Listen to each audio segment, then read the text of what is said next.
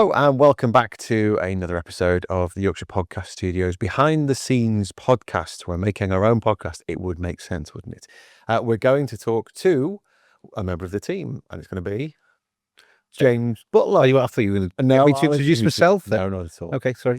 So James Buttler here, my kind of second in command. I'm not your boss or anything. Well, you wouldn't say that. But anyway, if you come and work with us here at Yorkshire Podcast Studios, more often than not, it will be either myself or James here who will be looking after you in the studio, producing your content and ferreting your way behind this, or badgering your way behind the scenes. We'll come on to that in a second, as to creating your content, audio editing, video editing, and making anything else that you want to make here at YPS. James, welcome to your own podcast. Hi, nice to be here. I see you are wearing your Cricket Badger t-shirt. Merchandise is available. We'll come on to why he is known as a Cricket Badger in just a second, but explain how you have kind of worked your way to where we are now at Yorkshire Podcast Studios. Well, I am told I am significantly older than I look, and I've been around for a while, worked in local government for about 13 years as a housing manager officer, got bored of that, went back to university, did a creative writing degree. Off the back of that, decided, actually, what did I like to do when I was a child? I like to write and I like sport. So I was trying to get back into kind of journalism and sport, ended up working for Yorkshire Cricket for 6 years as their media manager.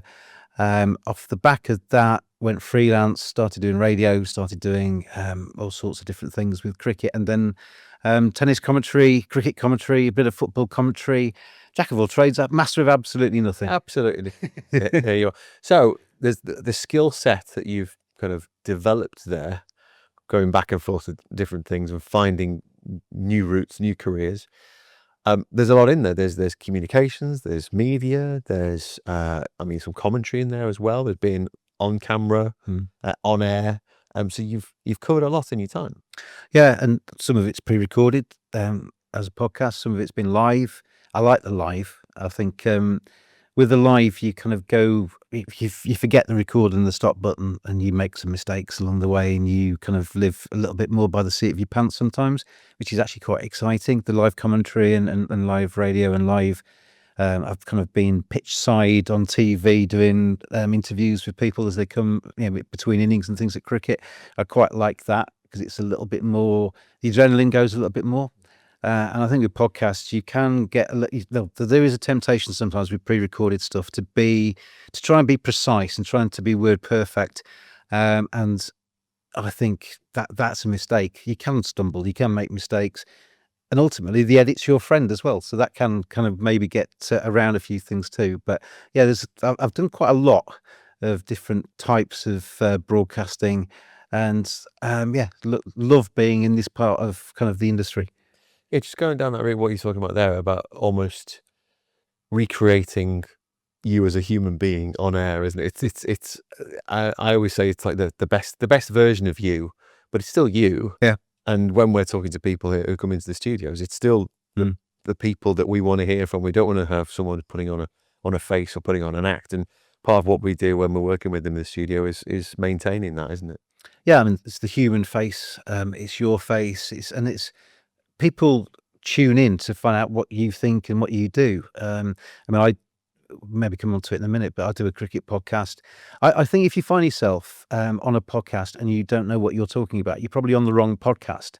Yeah, when we get people coming into these studios to promote their business, to promote their brand, to promote their hobby, whatever it might be, you know what you're talking about. You're in this chair talking to the camera, talking to this microphone because you are an expert in your area.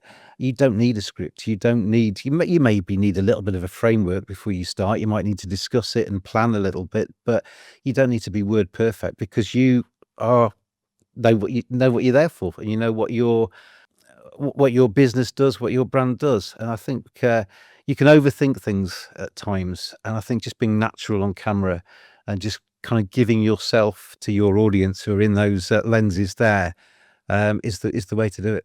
And something we've all done really here at YPS. Everyone has been on air, on radio in some way, or TV, and on podcasts as well. And I think we're able to hopefully try and get that across to people ourselves, which is that you do just need to be really comfortable, and hopefully we can make you comfortable in that way. And that's a big part of what we do in the studio, isn't it? Yeah. I'm talking to you, you're talking to me. We've got our friends in the lenses there who are watching and hopefully enjoying what you're talking about. But I think there was a thing with Big Brother back in the day when they all went into the Big Brother house, and apparently after about 2 or 3 days, you forget the cameras are there. And I think the more you sit in these chairs and the more you talk to people and the more you podcast, the more relaxed you become, and you actually do forget that those lenses are there after a while. And you just have a conversation, and it's that conversation that people want to tune in for. Yeah, it's less than 2 or 3 days in the studio. It can be in the space of kind of half an hour. People will sort of step away and go, "Oh, I actually forgot the lights and everything was there." Well, I had somebody came in recently who they had really thought about it. They'd planned, which is great, but they had scripted it to the nth degree, where basically both of them were sitting in these chairs with scripts on their knees and literally looking down and reading from their script. And by the end of the hour, they'd thrown the script on the floor and they would talk. They were remembering the framework. They're remembering what they were trying to talk about, but they'd thrown their scripts on the floor and were talking a lot more off the cuff. And I think sometimes when you are on camera and you are maybe looking up and you're thinking and you're struggling a little bit and you're trying to find the right words, that's actually showing the person at the other side of the product that you're actually thinking about and you care about what you're talking about. You're not just reading off a piece of paper and almost being a robot. And the old adage is that people buy from people, isn't it? If you can show that you are human like that, if people do have a script and they've remembered it and they're repeating it verbatim, it's easy to spot, isn't it? And you can, if you want to say, as this is a marketing tool, the podcast can be a marketing tool in that way. If you've got something to sell, a business to sell, yourself to sell, people will notice when you are just when you're not being genuine. When it might well be everything you believe that you're reading out, but it's got to be you saying it. There's nothing wrong with admitting you've made mistakes and being honest on your podcast as well, because it's like in life, isn't it? If you tell everybody you are perfect all the way through, people won't believe that. If you tell people, well, I actually got that wrong, but then I really liked what I did with that, then you're much more believable, because everybody makes mistakes in life and nobody does everything right, and companies and businesses are no different. So, being honest with your clientele and your viewers, I think, is important. Yeah, something that I heard the other day, apparently, the Google review 5-star. Nobody believes the 5-star reviews. It's 4.4 is the most. I see. See, we've got to get a few down. Anyone would like to Google reviews at 2 or 3 just to get off 5 No. Don't listen to the man. Don't listen to the nasty man. My Cricket Badger podcast has got 4.8, so I need to get that down. Which brings us neatly on to the Cricket Badger podcast. I was going to do that actually, but I thought you were going to be 5-star rated, but 4.8, I'll give you that. There's always a critic, isn't there? Well, that was me, just to make sure I tried to get down to your 4.4. How many episodes are you up to now on your Cricket Badger podcast? Yesterday, I recorded episode number 604 or 5. You're not quite sure? Yeah, it's one of the two. Let's call it 605 episodes. That is a lot. The world of cricket is vast. It's wide ranging. There's lots of topics. There's always something new in terms of any side of the game. What's kept that going, and also what has made it, top 5 rated in the world podcast? Well, I think just going back to the start of it, I was working in cricket, and then I found that my career was taking me maybe a bit further away from cricket than I'd wanted to. And I was enjoying the other stuff that I was doing, but I wanted to kind of stay in cricket and remain relevant in that area. So I initially set up a website and I started writing pieces. And then I had an epiphany where I realized that you could actually just press record, talk rubbish for a while, press stop, stick it out there, and it was a lot quicker. And so I am inherently lazy. So that was basically why it came from being a written website to being a podcasting website.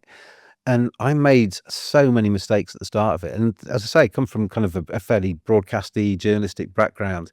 And you'd think that you kind of know it all, but you don't. And the first podcast I ever got involved with was actually with Sir Geoffrey Boycott back in 2008, when podcasts were very, very young. And at that stage, the equipment and stuff was nowhere near what it is now. And I think you tend to kind of learn as you go along. You learn the mistakes you make and what have you, and put them right, and hopefully get to a product at the end that you're very happy with. And I'm happy now with the podcast I do. But I think the key elements of making a successful podcast is being interested in what you're talking about. I mean, I am a cricket badger. For those that don't know, a cricket badger is somebody who kind of immerses himself in it. He's all about the stats. He's all about what they enjoy about the game and talks about nothing else. And that's basically me. Nerd. A nerd. Yeah, that's good. Yeah. A cricket nuffy in Australia, a cricket badger in England. And so I love talking about cricket. I could talk about cricket for days on end and watch it for days on end.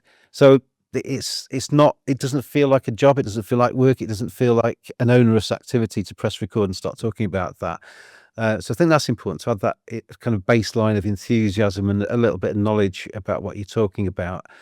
And then have, from the Cricket Badger podcast side of things, to have a bit of a journalistic, inquisitive mind, get people on and actually really interested in what they've got to say.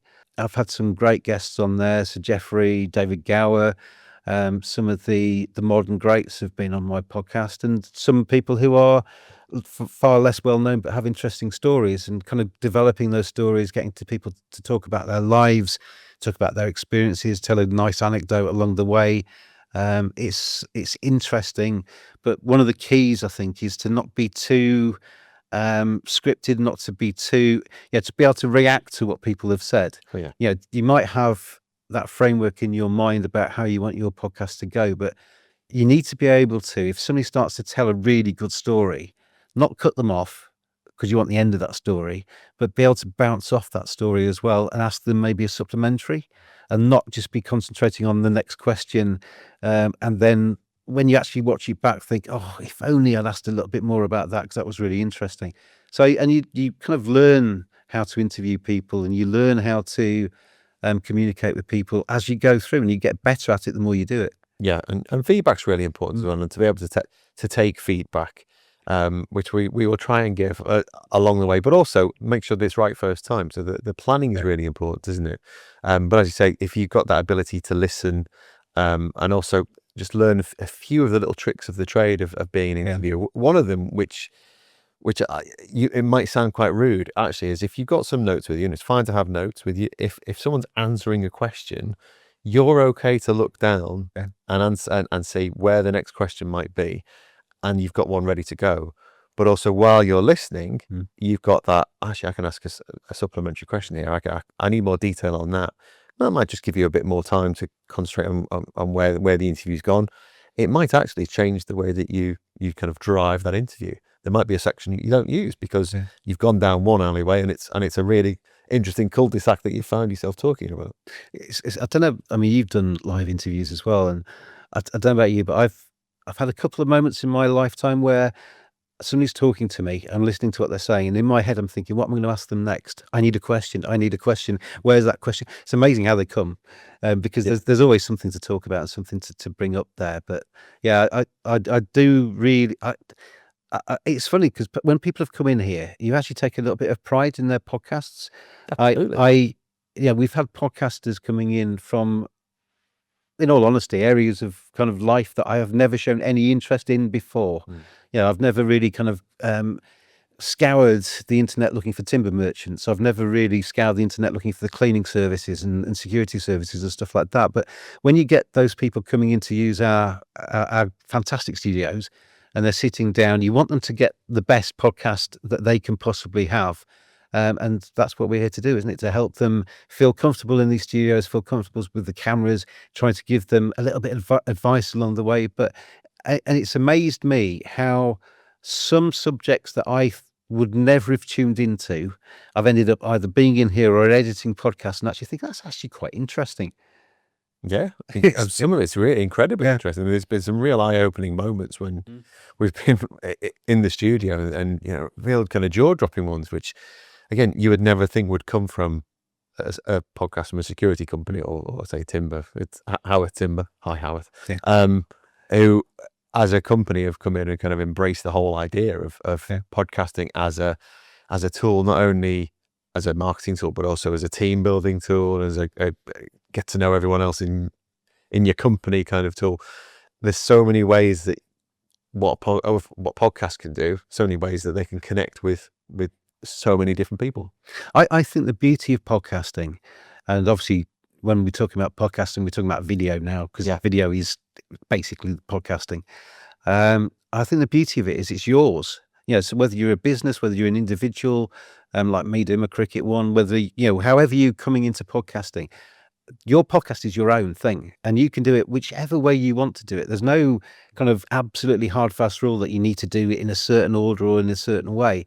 But I think the best way of doing it is that you kind of maybe look at a few other people's podcasts, watch some of the others, pick out the bits that you find interesting, try and maybe incorporate those into how you do your own. But ultimately, it's your podcast. You do it however you want to do it, as long as you kind of think about who your audience is, who you're trying to talk to at the other side of that, what they might like to see and listen to. And I think the other thing that's fantastic about podcasting is the natural length of the conversation is how long your podcast is. When we've both worked in radio, and you're kind of talking up to the news, to the second, to kind of press the button for the news to come on. You don't have that in podcasting. If somebody comes on who has got maybe fewer stories to tell, your podcast might be 20 minutes long. If somebody comes on who is absolutely brilliant and he's telling anecdotes left, right, and centre, Won't shut up. You maybe record for a lot longer, and it comes out in 2 or 3 parts because they've been so fantastic. So it's the natural length of your conversation with somebody. And I also think as well, one of the other things that I've found doing my own podcast is that you might have, for sake of argument, you've got 7 questions, you've got 7 areas you want to talk to somebody about. If question number 4 yields a fantastic response that you find funny or illuminating or interesting, feel free to kind of cross out number 6 on your list. You don't necessarily have to ask all the questions you're on your piece of paper. You adapt as you go through. From your own experience then, and bringing the podcasting in, but also everything else that you've done, I suppose it's how have you ended up here, and what are you bringing in from all of those different facets of your career with the work that you do with customers and clients here? Housing to being a student again, as a mature student, which was an interesting experience. Going into cricket, then going into sport, going into radio, into all the various things I've done. You pick up all sorts of different. You work with all sorts of different people. You pick up kind of what's good, what's bad. You'd like to think. You try and reduce the bits that are bad, and you try and kind of increase the good bits that are good that you've picked up. But I think I like meeting people. I like to be. I'm interested in what people do. I like to help people. But going back to the housing days, I used to kind of interview homeless people. I used to help them, or try to. But kind of going to kind of multi-agency kind of meetings at a fairly high level and talking to different people in suits. I like to think that I, as a human being, can talk to people on the level that they are. And that's one thing you don't do. You don't knock the microphone. I like to talk to people. I like to kind of think I can talk to people at the level that the kind of conversation requires. But I think kind of just being fairly welcoming. I like to get people in. I like to help. I like to get them to get what they want out of their experience with Yorkshire Podcast Studios, and ultimately to be able to look back at their experience with actually the amount of times, Dave, we get people in here who come in looking petrified and go away saying that was a lot of fun. That's what it's about, isn't it? It's supposed to be fun. Having a conversation and talking about what you're interested in and what you know about is supposed to be fun, and walking away with a good product that hopefully the right people will watch and listen to, having enjoyed it, I think is what it's all about.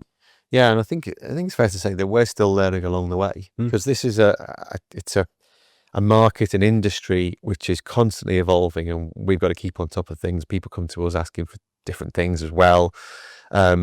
And different content they want to create, whether it's podcasts, whether it's content for your website, whether it's training videos. You want to put together a whole run of pieces to camera that you need, pieces for Instagram. It might just be, I just want stuff to go on social media. We can make all of that here, and we're learning along the way. Hopefully, adding the extra bits and pieces, that extra layer that you and I and the rest of the team here have of previous work in journalism, in presenting, in doing interesting stuff and being interested in people. Hopefully that kind of kicks in for everyone else to, we're all kind of learning on this journey together. We want Yorkshire Podcast Studios to be the best podcast studio experience in the region, in the world, basically. That's the kind of the goal. And that may be I'm sure there's others out there who've got millions of pounds behind them that maybe think they're better than that. But from where we're positioned, you're kind of working every day, every week to learn new stuff, to bring in new kind of factors. We're always thinking about podcasting basically, and how we can be better as a studios, and how we can be better for our customers, and that won't stop, will it? It won't stop. Unless we go on holiday like you've been on your nice tan. Yeah. If you come into the studios in December, I will not be looking like We this. won't have his shorts on like I'll be pasty and white again. Yeah. So James, anything else you'd like to add to? I haven't got an effective way to finish this podcast. What kind of host is this? I know, terrible. Yeah, if you're coming in, get a better host. Just to add, come and see us. You know, if you've got an idea for a podcast, if you've got a business that needs to get out to either its staff or it's to raise brand awareness, and you're thinking about sticking that on video and trying to encourage people to play their part in your business in whatever way you want to. We're quite approachable, we're quite friendly, and we enjoy what we do. So come along and see us, YorkshirePodcastStudios.com. There you go. And there's a lot of studios here. We're in Studio 4, part of Studio 4. There's just over there, there's another part of Studio 4, which has got a round table on it. Lots of different sets in here that you can have. It's very flexible. The brick wall there, people quite like that kind of industrial look. And also in Studio 2, just over the way, there's a whole different studio suite and our brand new Studio 1, isn't there? And that is pretty smart. That is, if you want to look like Desmond Lyon and Gary Lineker presenting your podcast in a swanky studio, Studio 1 is where you want to be. Studio 1, yes. Although Desmond Lyon and Gary Lineker, they're way over 60 right now. So if you want to look a bit more, Well, who are we going to bring in then? Oh, we're not down with the kids, Dave. I'm not that. I was going to say Ed Chamberlain. He's probably 50. I don't know. Yeah. Either way. Somebody young and vibrant. Young, yes, which we both are, clearly. So yes, come and get involved here at Yorkshire Podcast Studios. Drop us a line. It's david@YorkshirePodcastStudios.com or james@YorkshirePodcastStudios.com. Pick the one you like the best from this video and email them and get in touch. What we like to do is get you around for a tour, see what you can do. And when you come in, it won't just be that we'll shove you in the corner and make any podcast, shove a camera in your face. We create the podcast experience for you. And in that way, you can get so much more out of it. And it just feels more like an experience. We'll make you a cup of tea or coffee. And one of the nice things, I think, it's nice to be reminded that what we've got here is quite special, and our studios are really good. But when you get somebody coming in fresh off the street and they're kind of thinking about how they're going to do this, they walk into our studios and they actually go, wow, don't they? They actually verbalize it. They go, wow, these are really... There is that wow moment that you get on Escape to the Country. Which you don't always get it on Escape to the Country. Escape to the Podcast Studios. You get their wow moments. And hopefully... That's a program we should do from here. Let's get them in. Although I don't know if people want to escape to just near IKEA, but that's where we are, just off the M62, Junction 27. And at some point, we had someone yesterday saying, I can never work out how to finish a podcast. That's how you do it. See you next time.